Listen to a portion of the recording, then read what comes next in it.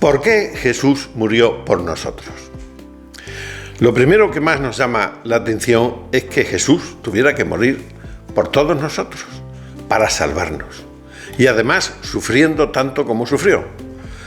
Entonces, bien podemos preguntarnos, ¿por qué el sufrimiento salva y no el placer, que sería mucho más benévolo?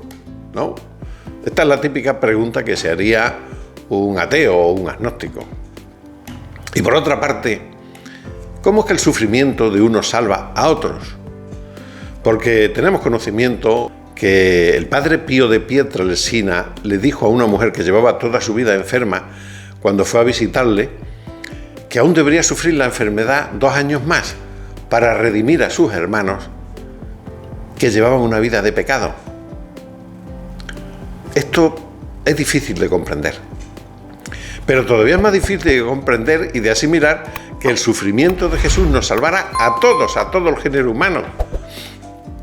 Vaya por delante que no queremos confundir a nadie y que en este canal creemos profundamente en la redención de Jesucristo y en su salvación, en la redención del género humano que hizo Jesucristo y en su salvación. Por ello daremos primeramente una explicación bíblica o canónica a estas preguntas que nos hacemos, que yo creo que mucha gente se hace, y después una metafísica o esotérica con ese, inspirada por el trabajo que venimos haciendo en este canal para el despertar de la conciencia multidimensional y que no debe contradecir absolutamente nada a la primera explicación canónica.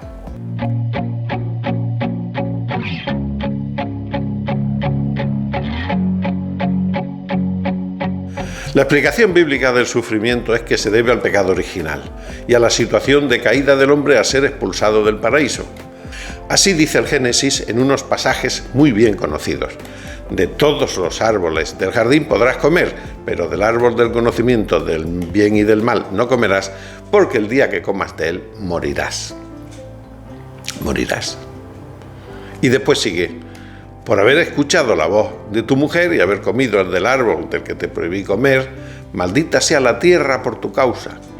Con fatiga comerás de ella todos los días de tu vida, te producirá espinas y zarzas, y comerás las plantas del campo. Con el sudor de tu frente comerás el pan, hasta que vuelvas a la tierra, pues de ella fuiste sacado, porque polvo eres, y al polvo volverás. El sufrimiento, por tanto, es consecuencia de una elección equivocada del hombre que quiso ser como Dios, engañado por la serpiente, y cayó en el pecado, la enfermedad y la muerte. Fue expulsado del paraíso terrenal a este valle de lágrimas que es nuestro mundo, que está especialmente diseñado para el sufrimiento, con el fin de que nos arrepintamos de nuestra elección y de nuestros pecados. Por eso el sufrimiento en esta vida es lo único que nos puede hacer cambiar de elección. Nos puede enseñar a que este mundo no es lo nuestro, a que lo nuestro es volver al paraíso terrenal. Es lo único que es el sufrimiento, la enfermedad, la muerte, lo que elegimos nosotros en su día, aunque muchos no se lo crean. Por eso el sufrimiento es lo único que salva. Ahora bien, de este estado de caída vino Jesús a redimirnos, a ayudarnos, salvándonos del pecado, del sufrimiento y de la muerte, para llevarnos a la vida eterna. Para ello tuvo que hacerse hombre, uno igual que nosotros, para enseñarnos el camino de la salvación, y lo hizo por amor. Porque de tal manera amó Dios al mundo, que ha dado a su Hijo unigénito, para que todo aquel que en él cree no se pierda, mas tenga vida eterna. Juan 3:16. Así podemos decir que Jesús nos salva a todos, porque con sus enseñanzas, su vida, su sufrimiento y su muerte, nos enseñó el camino que debemos seguir para salvarnos. De tal manera que el que siga su camino y crea en él, vencerá al pecado y a la muerte, y alcanzará la vida eterna. Pero también nos dice la Biblia que Jesús nos salvó con su muerte, de tal suerte que cuando Jesús murió, todos morimos con él. Todo el género humano murió con él para redimirse. Así fue como se redimió. Fue un pacto que Cristo hizo con el hombre por amor, para salvarnos a todos. ¿Y esto cómo es posible? Así dice en Corintios 5, 14, 15, que uno murió por todos. Por consiguiente, todos murieron, y por todos murió, para que los que viven ya no vivan para sí, sino para aquel que murió y resucitó por ellos. Es decir, el que se salva ya no vive para sí, sino para el Cristo. Forma parte del Cristo. Vive para el Cristo, se establece en el Cristo. Por lo tanto, la salvación es por la fe en Cristo.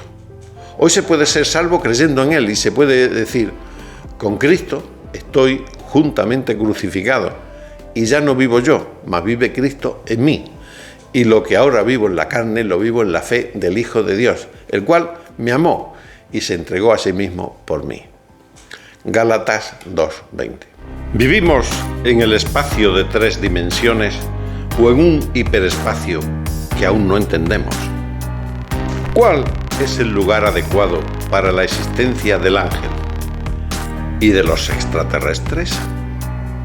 El heptacordo de Apolo, las 7 dimensiones de la realidad, el libro que responde a tus preguntas, de venta en Amazon. La explicación canónica anteriormente dada se puede entender por la fe en Jesucristo, en su mensaje y en su palabra contenida en el Nuevo Testamento, en la Biblia.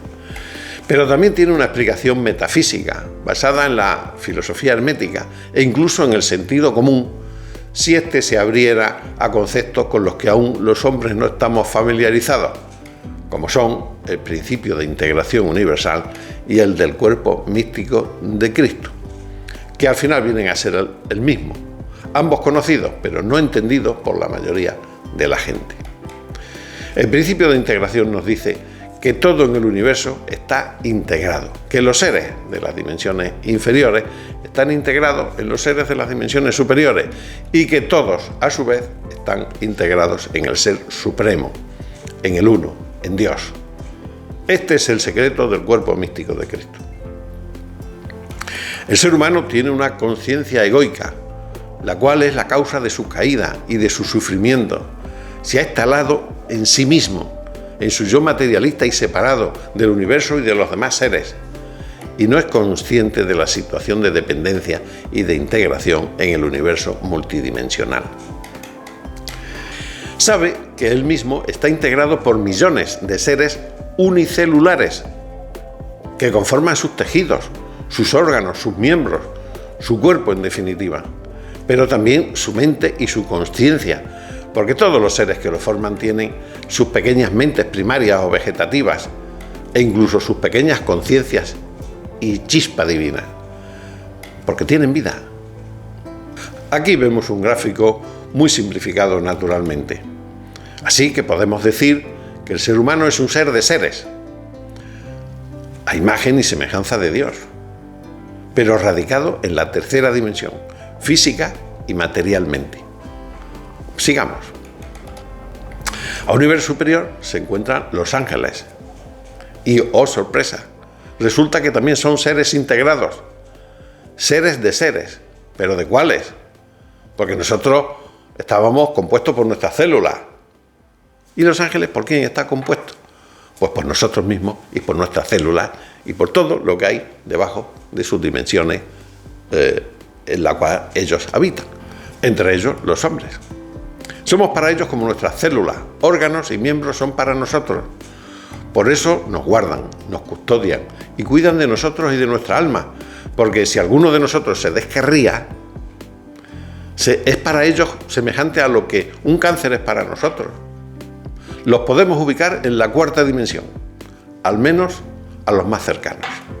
Pero sigamos. Aún más arriba nos encontramos con el resto de jerarquías celestiales. Y resulta que, como no podía ser de otra manera, y siguiendo el principio de analogía o correspondencia, como es arriba es abajo, también son seres de seres. ¿Pero de cuáles? Pues de todos los que se encuentran por debajo de ellos en las dimensiones inferiores de la naturaleza, entre ellos los hombres y los ángeles de los niveles inferiores. Y por fin, en la sexta dimensión, según mis estudios, nos encontramos con el Cristo. El Ser Supremo, que también, como no podría ser de otra forma, es un ser de seres e integra a todos, porque todos se encuentran por debajo de él, en las dimensiones inferiores de la naturaleza. Este es el secreto del cuerpo místico de Cristo. Por eso dice San Pablo: vosotros sois cuerpo de Cristo y cada uno un miembro de él, en Corintios 27.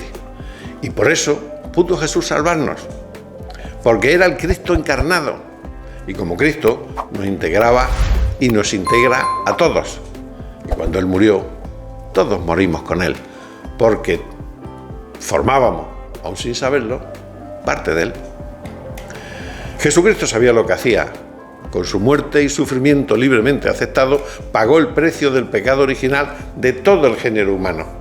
A partir de entonces, estamos salvos, con solo una condición: creer en Él y, consecuentemente, seguir sus enseñanzas. Porque si no sigues aquello en lo que crees, ¿qué? Ni me puedo imaginar el inmenso sufrimiento de Jesucristo en la cruz, ni tampoco su inmenso amor para semejante sacrificio. Y esto ha sido todo, amigos de La Granja Despierta. Espero que este programa os haya gustado tanto como a mí hacerlo. No olvidéis suscribiros y dejar vuestros comentarios para continuar esta fascinante experiencia. Nos vemos en el próximo vídeo. A todos, paz y bien.